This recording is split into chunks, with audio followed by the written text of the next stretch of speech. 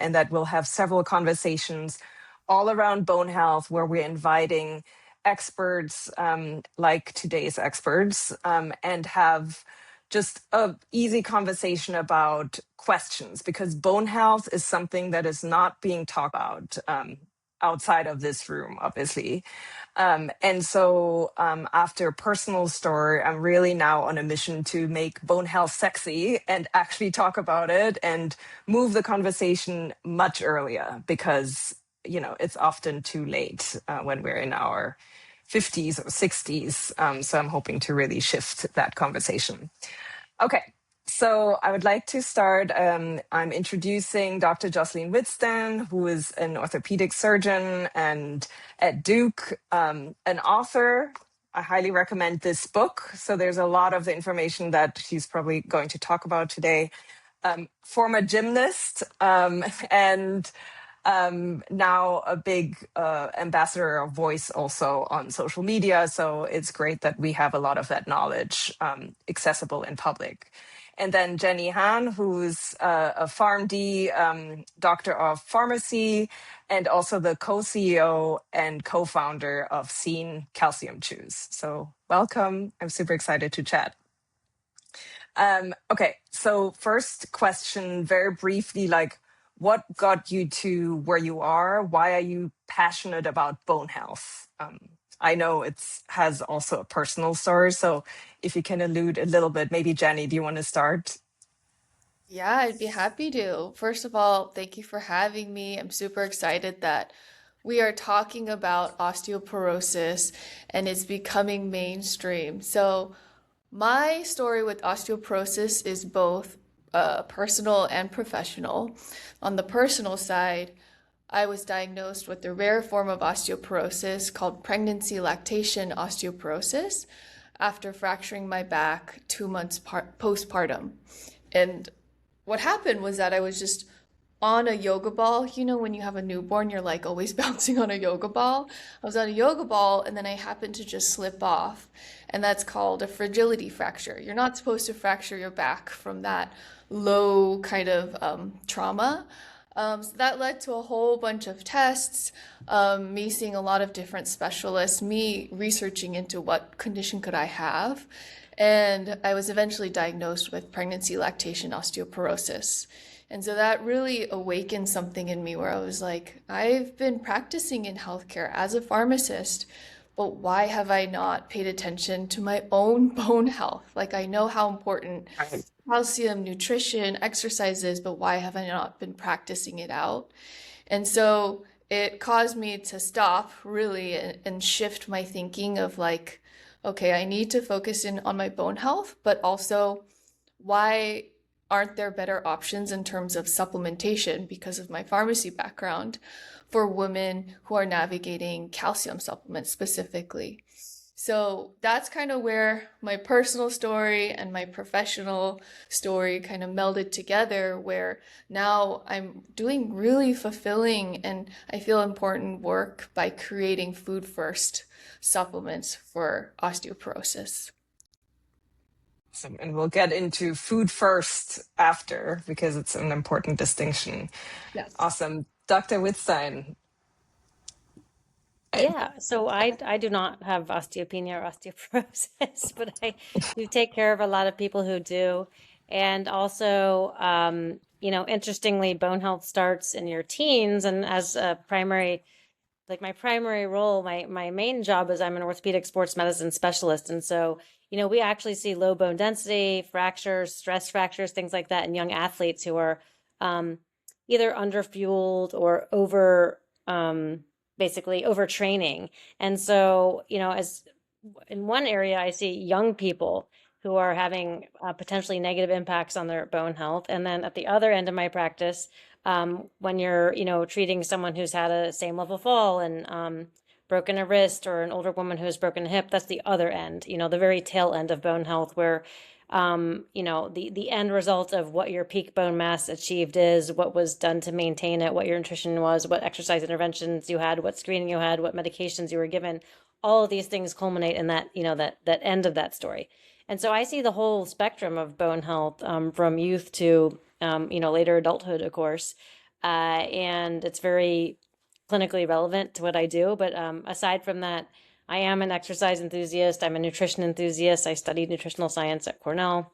And so I've just always loved incorporating kind of all of those aspects of my interest and knowledge, and essentially translating it to the public is one of the things I like to do as well. Yeah, very well. So it's, yeah, one of the accounts that I feel like it's so, you learn so much, right? And now, especially, I'm so interested in this topic. But some of the things, if maybe you can give some of the stats, because you're just saying it starts in your teens, right? What are some of the stats that tell us, okay, we should start paying attention much earlier? And then we always hear about DEXA scans, right? When would you recommend to do a DEXA scan? Well, bone health certainly starts when you're, really a teenager. We do accumulate 90% of our bone mass, really by the end of adolescence. And then there's a little bit more accrual of bone mass, up until, depending on the study you look at the age of 25 or 30. And then from then on out, it's a matter of, holding on to your, to your bone mass. It does tend to gradually and slowly decline over time. And you will get less decline if you're more active in things like resistance training, impact exercises, load bearing on our upper and lower extremities. And if we have the adequate nutrients and micronutrients we need to support our bone health. Now, for women in midlife, with the sort of menopausal transition and actually beginning a couple of years prior to that transition, there is some accelerated bone loss that happens because of the lack of estrogen, which is bone protective. And so I really feel like the menopausal transition is a good time to get a DEXA scan, kind of see where you're at, especially on the front end of that decline, that we know happens in the absence of hormone therapy. And I think for some people who have certain specific risk factors, like you've had, pregnancy, lactation related osteoporosis, which is rare, but maybe you had, relative energy deficiency in sport when you were a younger athlete and had periods of amenorrhea. Maybe you have rheumatoid arthritis and have been on prednisone for years and years. Maybe you have chronic peptic ulcer disease and have been on an acid affecting your calcium absorption for all these years. Maybe you have Crohn's disease and have malabsorption. There are all kinds of people who have specific risk factors that, may need to be screened earlier. Mhm. We screen people who are teenagers, not because I think they have osteoporosis from some lifetime condition. It's just that they're presenting with a bone stress fracture when they shouldn't have one. So there's not an exact answer for everyone, but I think very reasonable to do so at the menopause transition, especially when you're going to make a decision about hormone therapy or not, or you're looking at what interventions might need to be made, diet or exercise wise, or how soon do you need to be screened again? If you're osteopenic when you're 50 or 52, and you're not using hormone therapy, or maybe you're not a candidate for that, like you probably don't want to wait until you're 65 to get screened again. If you're a woman who's had surgical menopause, early menopause, someone on a aromatase inhibitor, these are all different, scenarios where you might need earlier and more frequent screening. That was a long Yeah. answer, sorry. No. Super helpful. And yeah, I think giving Jenny your example is just something that I feel like, if it's available now, and we know that we obviously are good partners with Body Spec, which is really affordable to do and takes 7 minutes to take a DEXA scan. So I think, there's no reason why you would have to wait until your 60s. Okay, and then before we move on to we can start with nutrition and then also go into exercise. One thing you were saying, all these stats, but is in general, we always hear, is osteopenia or osteoporosis really reversible? You want to start with that, Either, Jenny, or do yeah. you want me? Yeah. I think, yeah, I was just saying I have thoughts on that because I think that term gets thrown around pretty loosely on social media. It's like clickbait, like if someone says that osteoporosis is reversible, that draws your attention in, and it's um, yeah. So my thoughts on that is that osteoporosis is a lifelong condition. You can improve your bone density, but just because you improve your bone density does not mean that you no longer have osteoporosis. And the way that I think about it is just like any other chronic condition, like diabetes or chronic pain, you can improve your pain or improve your glucose status, but that doesn't mean that you can stop taking insulin or stop watching your nutrition in order to maintain where you're at. So my problem is that if you think that osteoporosis is reversible, then it can make you think that you get to an endpoint and then you stop. And I think that we have to think about osteoporosis as a lifelong journey in which you have to make habits, nutritionally, exercise, that you can maintain forever. Yeah, That's a very very well good way said. of stating that. And also, because the natural tendency over time is for bone density to decline, that even something that isn't necessarily improving your bone density or fully, reversing it to a different state, anything that is slowing bone loss is actually a helpful intervention. Yeah. And, the actual definition of osteoporosis would be that your T-score is less than negative 2.5.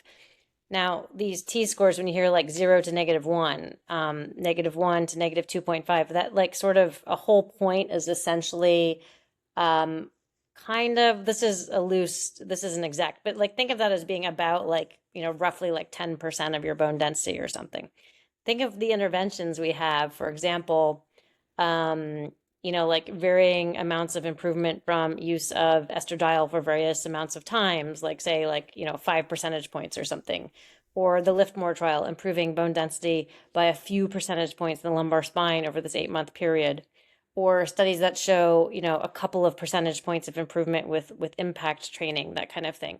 Yes, all of these things could add up, but like, let's say your T-score was like -3, like if you kind of had a 5 to 10% improvement in your bone density, that might bring you to -2 from, a combination of all these interventions. And it's not this clean. They don't all like add up like this, like so Yeah, quantitatively. But my point is like, yes, there are people who may flip from a status of being osteoporosis or having osteoporosis versus osteopenia, depending on like where they are in that cutoff. But you could easily have osteopenia, be between -1 and -2.5, and be doing all of the right things and retest on a DEXA and still have osteopenia. But if you're staying in that osteopenia range, not progressing to osteoporosis, like that would be a big positive win over time. So I think people really get a little fixated on like, can I reverse my status or that kind of thing? And it's not necessarily like a black and white thing like that. Like you would yeah, like to improve your bone density some, you would like to not lose it as fast. But things that help you maintain your bone quality and bone density are positives. So it's yeah. not that clear but it is, I agree, it's a little clickbait, like when someone says you can reverse osteoporosis. Yeah. Right. And I think that's a lot of the messages we get. So I think this is really great. What I hear is really, it's more about maintaining it. And Jenny, I liked your way of framing it of like, it's a lifestyle that Mhm. you have to keep, right? And so, okay, moving then into some of the lifestyle that we were saying, it's movement, weight bearing, loading, and impact, nutrition. What would you say, like, are the key exercises that now any woman can do, regardless of like if that person is osteopenic or just wants to do something good for their bones? Like, what are simple day-to-day activities that people can do? um yeah Well, I to- think, like I always say, there's nuance to all these things. So, just a little caveat, anything you hear on social media isn't necessarily speaking directly to you. So, for right. someone who has severe osteoporosis, or maybe you recently had, a vertebral compression fracture or something like that, it's not going to be as straightforward. You maybe need to do a little bit more of a backing down, letting things heal. You might be initiating some medication treatment. You may be focusing more on avoiding like loading the spine and flexion core strengthening, gradual resistance training, things like that. But in the setting of like, let's take a more like clear example, like someone who has osteopenia, doesn't have a fracture history, they're just sort of trying to introduce exercise. Certainly you want the components of resistance training that loads the spine and hips. So like kind of loading from the top down, meaning your examples of this would be like overhead press, you're loading your wrist bones, you're loading your axial skeleton, both your spine and your hips, because the weight is essentially coming down on those bones. Squatting, like a back squat as an example, deadlifting, farmer's carry. These are all types of things where you're carrying weight, you're doing resistance training in a way that by the way you're holding or pressing the weight, it's loading your spine and your hips. Versus impact training, which is the other aspect of exercise that also can improve bone density, especially in the hip. You're loading the bones from the bottom up, so that pound or that pounding or ground reaction force from like a squat jump with a rebound, an 8-inch drop jump with a rebound, or to in a less significant, a slightly less lower impact way, you could do like heel drops or stomping. All these things are creating what we call mechanotransduction to stimulate hip bone density primarily. So those are like the main components of exercise. But if you can't do any of those things, you can walk, because walking regularly does slow the loss of bone density, does make you less likely to fall, does improve your gait speed, does make you less likely to have a hip fracture, even though it's not increasing your bone density. Right. Yeah. And so again, you always, I think, have to look at things in that way. Are they slowing the loss of bone density? Because that's still of benefit. Yeah. Okay. That's great to hear, because obviously at Evo, we walk with a weighted vest and we have this great community aspect. And I think I love when I hear that it empowers women to start lifting or doing those strength exercises that you were just saying. But then also we're incorporating jump squats. And so talking about that, jumping and that impact. So that's great to hear. Okay, one specific question that came in from the audience, and then we'll move on to nutrition. And also for everyone who's on the line, feel free to add any Q&A. At the end, I'll pick probably 3 that we can still discuss. But we got quite a few already as part of the registration. And there was one person asking, what can I do to stretch out or elongate my bones as I age? I'm short and I don't want to keep shrinking. Dr. Jocelyn Witz. Yeah. Yeah. So you can't really like elongate your bones. The compression of a lot of things can happen over time. Also the discs in your spine. So yeah, there's not really a way to elongate your bones. You can increase the quality and the architecture of bone to slow the compression over time. But we don't really have a way of stretching them out. Yeah. Maybe what can seem like shrinking is the posture, Yes, like that- your back. So working on posture and core strength can certainly make you look like you're not shrinking and having that dowager's hump. Yeah, and it really is important to pay attention to posture over time, because I know, let's all like I know we're all like hunching over. Well, I'm the posture police. I can't stand to slouch, and I don't usually sit on the back of a chair, or lean on the back of a chair. But posture is a funny thing. It's actually like, if you're used to sitting very upright, it's a very natural thing. But if it's not something you're used to doing, it actually feels like effort. And you're having to use your core muscle, you're having to use your scapular retractors. And that is like part of some of the early training. For instance, like if you go work with a bone fit physical therapist, they are going to work on your upper spine, posture as well. Okay. Okay, let's shift gears a little bit and go to nutrition. Obviously, Jenny, you've worked on getting us the right nutrition from, you were saying, food first, right? So I would love for you to explain why that is important. And then also, one question that came up by quite a few people was, as a vegan, do they get enough calcium and all the, nutrients they need? Yes. Oh, I just saw a thumbs up go up. That's a really good question. Well, to answer the first question about like why getting nutrition from food is more beneficial than synthetic supplements, for example, is because we know we have a really strong body of evidence that shows that food has this food matrix complex. They literally call it food matrix that helps the nutrients get utilized by your body. So when we eat food, we're absorbing vitamins, minerals, other nutrients, and our body absorbs it. And then the second part of that stage is utilization of those vitamins and minerals. You need both steps to be efficient in order to really maximize your nutrition. And that's really well studied with food. So like if we look at calcium, for example, we know that calcium from dairy sources that has by far the largest amount of data in terms of calcium. There's something within the dairy matrix that makes calcium from dairy really absorbed by the body. It just cannot be mimicked with calcium synthetic supplements like calcium that's attached to a salt, like calcium carbonate or calcium citrate. It just functions differently in the body because of those two things that I was talking about, which is absorption and then utilization. They're inherently different.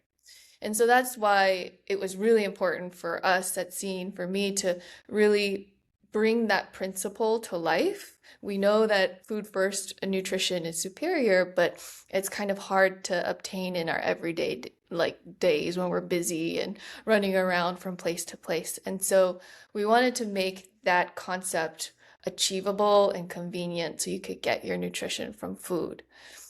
And then that brings us to, well, if dairies is such a good source of calcium, how is it possible for vegans, for example, to obtain calcium from their diet? And it is possible.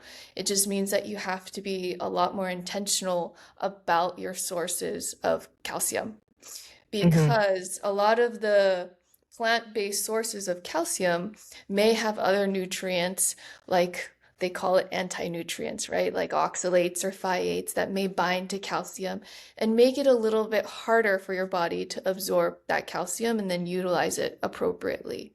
So what I recommend in people who are vegan is to diversify where you're getting your calcium from food in order to make sure that you're getting it from different sources so that you're absorbing it and then utilizing it well. Yeah. Yeah, and the Okay. actual, like daily value of your calcium is sort of based on the fact that different foods have different, rates of absorption and bioavailability. But if you're not going to include dairy, which does have fairly bioavailable calcium, and you're going to rely on the plant-based sources, you may want to be a little bit more purposeful and intentional about choosing the Yeah. ones that happen to have higher bioavailability, like, bok choy, broccoli, arugula, not spinach, as your primary source, just because the bioavailability is so different.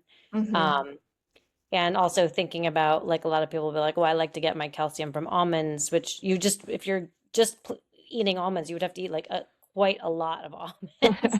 Like thinking of like, can you actually eat that many almonds? Or you could eat this much bok choy or this much arugula or, broccoli or whatever. Yeah. But um, yeah, I just think you have to be more thoughtful about it for Yeah. sure. Yeah.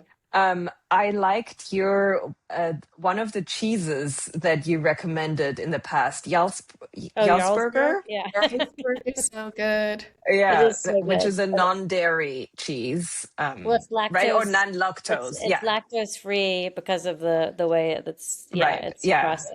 Yeah, but it has a lot of Um, calcium and vitamin K in it, which is good. Yeah. yeah, I started eating that. And then again, so in this book, I thought initially, like when I got this book from Dr. Jocelyn Witzin, I would read it, like, but then realized it's really much more of a resource that you can grab whenever needed. hmm There's recipes and there's movement exercises, like, so it's a really good There's resource to tables, have. and we list the ones that have high and low bioavailability and things like that. Yeah, Exactly. pictures Yeah. of Dr. Wittstein doing exercises, so that's an extra Yes. bonus too. Yes, and unfortunately, pictures of me. Yes. Yeah. Okay. Cool. And then So you were saying supplements on its own are, you would say, are not good. But then tell us about K2, because we saw that is important as if you use vitamin D, calcium, you often see that it's like a good combination. Could you enlighten us a little bit why that is important? Yeah, and I don't want the takeaway to be that supplements are bad or supplements are not good. That's not true. They could be a tool for women, and they can be used to fill your nutritional gaps. There are just differences among the supplements, right? Among synthetic and then among our food first supplements. So there's differences, but there's just options, and it's part of our mission and part of our education to explain what those differences are, and then women can make their own decision. But yeah, vitamin K2 is really important. We've known this actually for quite some time. Like even as far back as 2009, the European Food Authority released a health claim, or released or approved a health claim stating that vitamin K has beneficial effects to maintaining normal bone. So that was as far back as 2009. And since then, we've seen a lot of really compelling research that vitamin K2, and there's different forms of it like MK4, MK7, can be beneficial for maintaining bone. Because the way that it works, and Dr. Wittstein can chime in too, is that you eat your calcium, and then that calcium needs, I call it like little helpers in order to get to your bone. Vitamin D is an important one because it helps transport that calcium from your gut into your blood. And then the vitamin K2 will help direct that calcium that's in your bloodstream into your bones. That's an oversimplification, but I like that visual because then you can picture the movement of calcium in your body. And so vitamin K2, yeah, can help direct that calcium into your bones, and then it has really positive effects. And this is important because a lot of Americans don't eat enough vitamin K2. We don't know exactly how much we're eating because RDA levels are really based on vitamin K1 largely, but we know that vitamin K2 is in fermented foods like Jarlsberg cheese, natto and sauerkraut, kimchi, liver, things like that. So we don't eat a lot of those, right? Mhm. And so we know that we're probably not eating the amounts that were used in human studies that showed these positive bone effects. Okay. Um, I will keep that in mind because that's something that I feel like I'm still learning about the combination of the different nutrients. Okay, I know we're already at time because this is Yeah. like the time where it's bedtime and people are eating and cooking, but I really appreciate your time. I have still a couple of questions and maybe I can afterwards share them with you. There's like a few very specific ones so that we get maybe the answers to some of the people. Um, but there is one that I loved seeing. It says, "It is dancing and bouncing good for bones?" Tell us it's good to dance. Yeah, well, dancing is good for lots of reasons. Dementia prevention, agility, and there are Exactly. certain Yeah. kinds of dances that have like a lot of impact, even, like Zumba or Irish step dancing, or there's a lot of like jumping and impact. But yeah, in general, agility, balance work, Yeah, impact exercises are good for bone density, and dancing is just fun. So, exactly. Yeah. yeah. Agreed. Okay.